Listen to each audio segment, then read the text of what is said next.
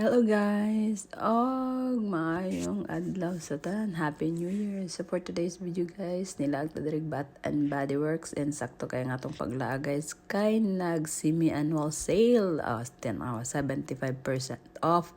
Naapod sila 50% off. Naapoy kanila tag 499 from 7.99 candles 2 for 20.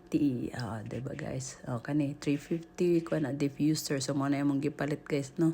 Pero ang among una aning gipili kay katong tag 5 for $28 din nakitaan man to namo, so amo ang giilisan, no. Mao to naka-save pa mi more.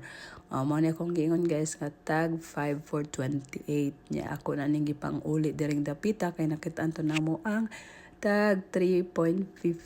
So mas naka-save ko ato mong amo ning giuli. Okay, mao na siyang nahitabo. And then of course bayad na ta diring dapita kay nahon na tag shopping. Okay, diffuser og kanang mga kandila